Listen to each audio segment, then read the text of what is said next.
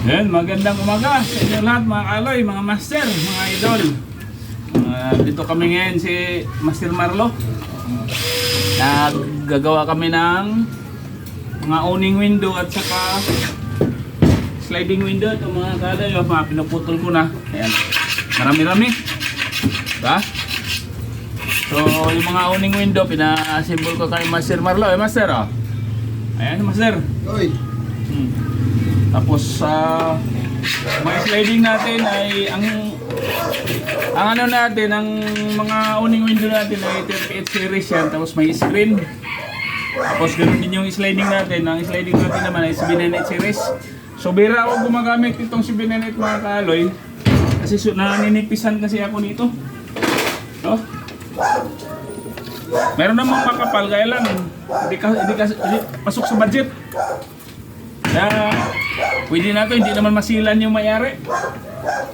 Pagka masisilan yung mayari mga kaloy, hindi ako gumagamit nito. Sa traditional pa rin ako ay yung ibang mga ano, basta good price. Ito kasi medyo hindi maganda ang presyo nito. Kaya tsaga-tsaga muna tayo sa manipis. So yun, ngayon lang ako nagbablog ng mga 38 series. 798 series, pero yung 38 series natin na ulit, madalas ako yung ginagamit yan. Ayan. Yan, marami yan. Naputol na lahat. Ayan, nakakantumisan ng mga yan. So, itutuloy natin yung pagputol ng mga sliding. Yan, symbol ni Master. Ito yung mga tubular frame para sa mga screen. Hiniwalay ko na kasi dati mga kaloy, pag gumagawa ako ng screen owning, sinama ko na doon sa hamba yung yun nga, medyo nagtitipid tayo ng konti. Kaya kailangan i-reduce natin yung mga framing natin. Mahal yung 1x4 Yeah? So ito, ano na lang, tubular lang 1x1, i-separate na lang natin siya pag sa hamba. So yan, abangan nyo yung pagkakinabit namin mga kaloy. Ayan, ano tayo nga kasi walang duty. Si Sir, Master. Yes, sir. Takdan niya. Ngayon mga kalay, pasilip ko na rin sa inyo yung makina natin na mayroon tayong pang ginagawang improvise na meter stick natin, di ba? Yan. Yung pabilisan. Ayan. Pasilip ko lang naman, pero may video naman ako na dito mga kaloy. Sa mga nauna kong video. Nasa inyo yung papanoorin ninyo sa mga hindi pa lang naman ito nakapanood. Ayan. Para makita ninyo kung gaano kabilis ay gumagawa ng magputol ng mga sliding or gamit ito. Kaya ito, dami nito. Ilang set ito, Master? Ilang owning yan? So, yan. 6. Ito. 6 na set, tapos meron pang tatluhan, may dalawahan pa, dalawahan, so marami-rami, kaya nakakatumisan na lahat yan. So dadako tayo sa sliding. Naputol na natin yung mga perimeter, yung mga panel frame na naman yung natin. So i-share ko na rin sa inyo paano ng list nito mga kaloy, para actual ko lang. Para yun ang i-list natin sa akin. Ayan. Magkaiba ito mga kaloy, kapain natin. Pero ito, kabisado ko naman ito. Pero ipakita, i-share ko lang sa inyo kung anong list nito. Sukatin natin itong, talikurin natin itong Ayan. Talikurin natin itong, tawag nito yung head at saka seal. Ayan. Yan ang, para makuha natin yung list. Dito, sukatin natin dito. Sa gilid, dito mga kaloy, sukatin natin dito at saka hanggang dito sa itong palikpik. Yan ang i-list natin. Ito kasi house pantay yan may clearance na yan.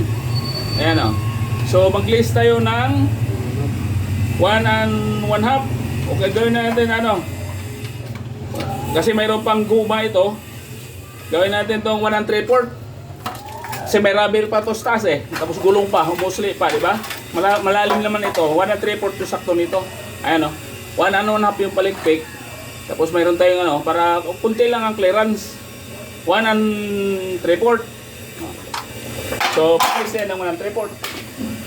So kung 51/8, mag-list tayo ng 57.8, mag-list tayo 1 and 3/4. So ano na lang to, 49.18. Oh, lagay natin 49.18 dito.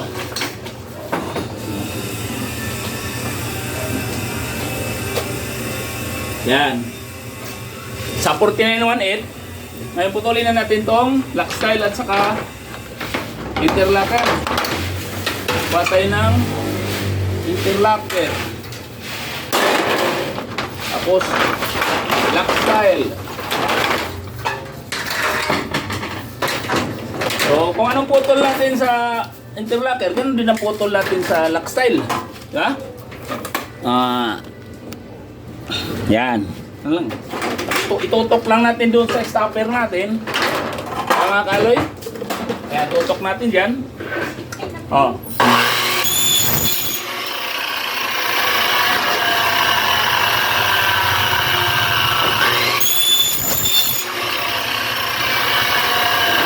Yan. Dalawang lockstyle. Kaya, 6 natin. Oh. 49.18. Diba? Tapos, dalawang interlocker din. Tingnan natin yung dulo kung maganda. Kung may bawasan natin yung dulo.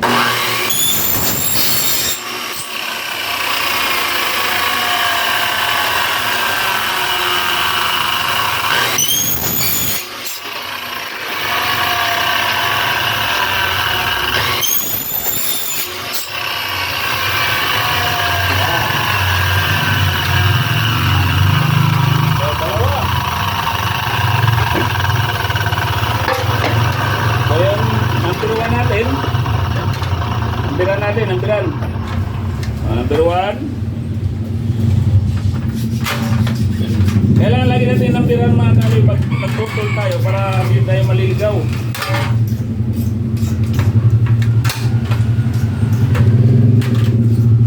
Tapos tabi natin, sabay-sabay natin pagtali mamaya yan. Number 1. Tapos yung number 2 natin ay 23. Unahin natin yung mga kaloy pag nagputol tayo. Unahin natin yung mahaba. Ilib natin yung mga maiksi kasi para hindi tayo malanganin sa aluminum kapag may sobra, doon natin gamitin sa maiksi. So number 2, 23 lang. So dito tayo number 3 kasi 47. No, 47 less 1 and 3. Magiging na lang yan. 45 1/4.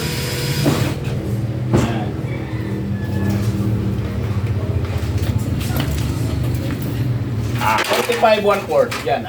Dalawang interlocker, dalawang lock style.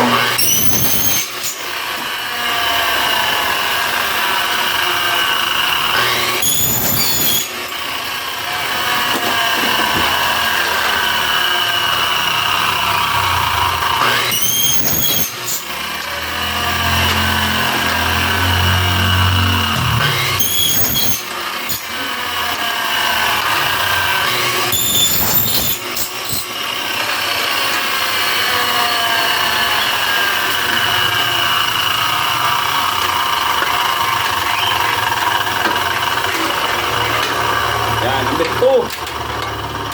Diba? Ganun lang katilis. Basta mayroon tayong ginagawang ganong panukat mga kaloy. Hindi na natin kailangan kada putol sukat. Kada putol sukat. O, yan lang. Itapat na lang natin sa ano yan. Number 2. Number 2.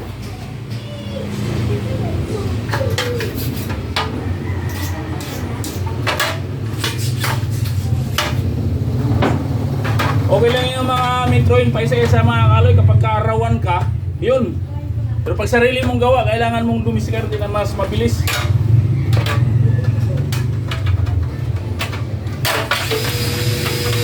Yan. Dito. Tabi natin. Tapos number. Itong natira na mga kaloy, sukatin natin kung i-kombinasyon natin. Kung saan natin pwede gamitin. 39, meron tayong 39. So, alanganin. 39 plus 23. 39. Ito. Pwede ito. Isang 39, isang 23. Eh, ganun lang. Para mga kaloy. 39 3 8 please. 1 and 3/4, 39 3 8. So, 39 3 8. Please, 1 and 3/4. Oh, 37 5/8 na lang ito. 37 5/8 na lang itong ano nito. 39 3 8 na yan. Isa.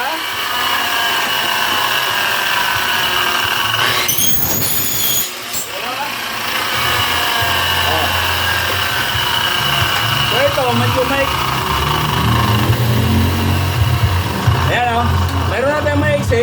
So magagamit na ito doon sa 23. Diba? Ganun pag nagputin tayo. Parang di sayang yung aluminum natin.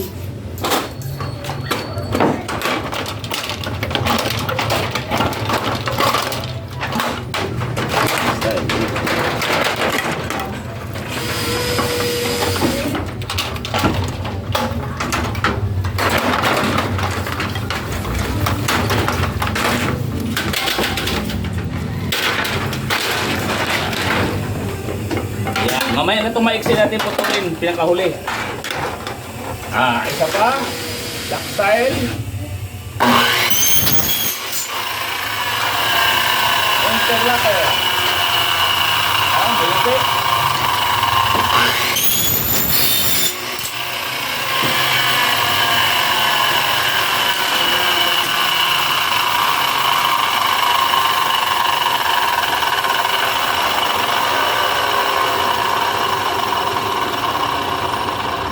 Yun ang hindi ko napansin mga kaloy. Akala ko ay butas oh. So, pwede naman ito ilagay sa bandang taas. Huwag lang mabaligtad ano. Pag nailagay ito sa baba, kita na to. So, para sigurado tayo, palitan na natin. O double check na lang. Kasi pag sinuksok naman ito sa taas, hindi na makikita na to. O, ayan na lang natin. Okay na to. Kalimutan kong bawasan eh. Ayan ang pag nagputol natin agad.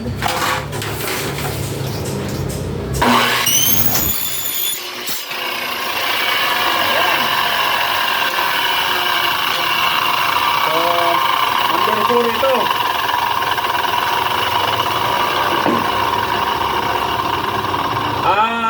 I-stop ko muna mga kaloy itong video na i-post muna natin kasi para malaman nyo rin kung anong list doon sa bottom rail. Putulin ko muna lahat yung height nito bago bottom rail at saka top rail. So post muna natin ano.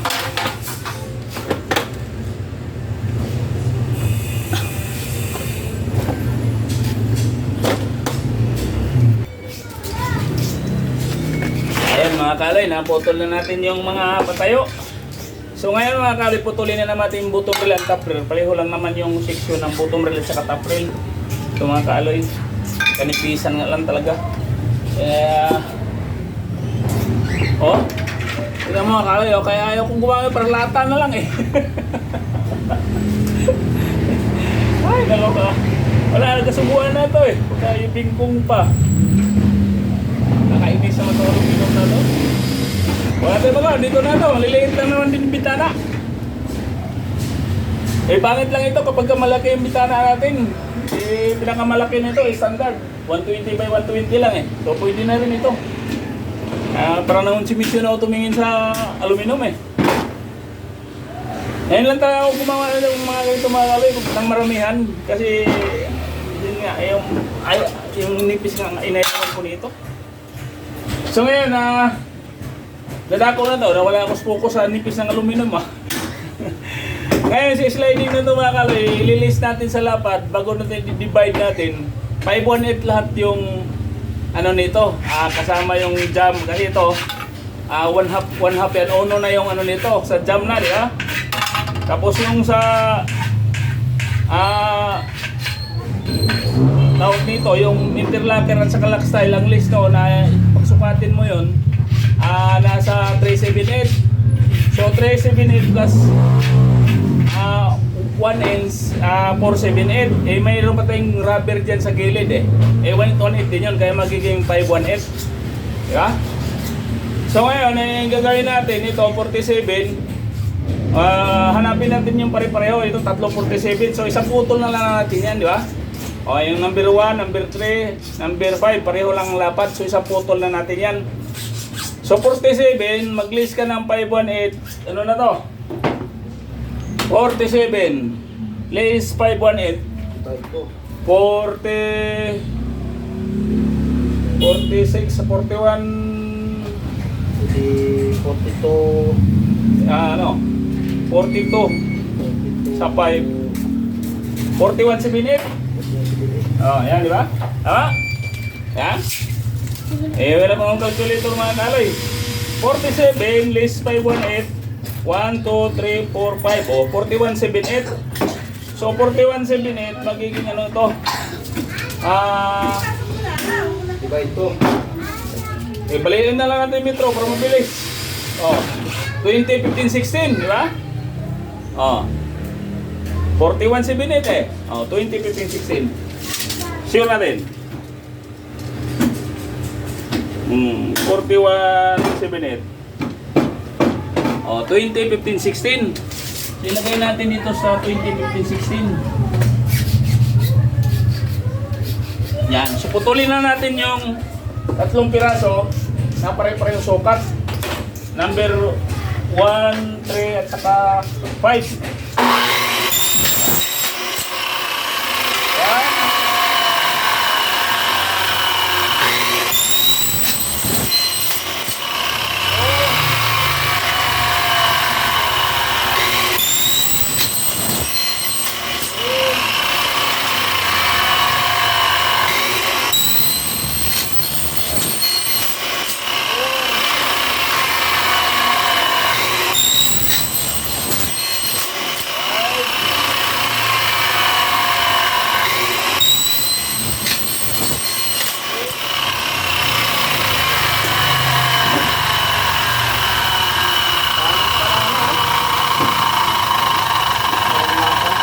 Lahat kami sa ginat. Tingnan mo mga alay. Aluminum pa ba yan? Tabingi na oh. Tangin na yan. Pilotin na lang ito. Pag inasimbol. Sagwa talaga. Dito na ito mga kalay. Parang gusto ko isauli nung dumating mga kalay yung aluminum. Ano eh. Tingkong oh. Ay, ibig sabihin diniliver yan dito? Oo. Ay, nako. Sayang yung ano natin dito. Pilutin na lang ito. Kailangan natin ng 8 piraso. 4 na adusi. Dahil pili nga tayo na medyo maganda-ganda mga kaloy. Ba, napangitan ako. Yan mga kaloy, na wala na ko ng gana tuloy mag-video sa ano ko. Konsumisyon talaga ako sa aluminum. Oh. Grabe naman talaga ano nito. Para ayaw ko nang gumawa uli nito. Oh. Ano mga kaloy oh? Ha? Diba? Hindi pwede dito sa mga masisila na sumer.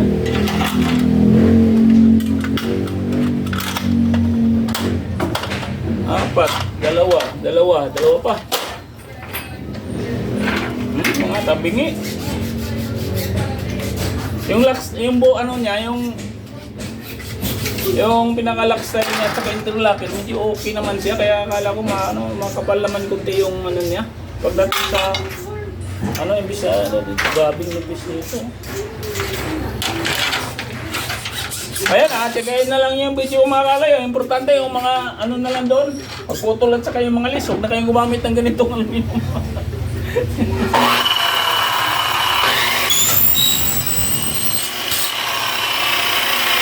Nakakamiss na yan.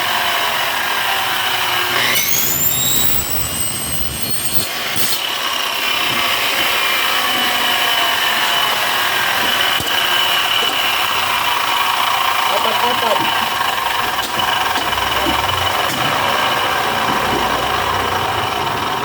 Ay, sa bagay, ano lang naman yan. Importante yun doon, yung may ano. Na may lagay rin ng gulong noon, okay na? Sana nga, hindi mapapansin eh. Nakakadismayang. Dismaya yung ano? Master? Nakakasumayang. Ngayon lang kami gumawa eh, kita master oh. Ngayon lang kami gumawa ng ganitong mga aluminum kasi mga kaalay. Meron naman kasi mga kapal nito, kaya lang pipiliin mo pas ano. Mga maninipis. Oh, yun. Salamat sa panonood mga kaalay. Nandito na lang yung video namin. Tsagain na lang panoorin, ano? Oh. Ayun na lang, kahit manipis. Wag na lang yung aluminum na yung pansinin ninyo. Yan, bye-bye, bye-bye. God bless inyo lahat.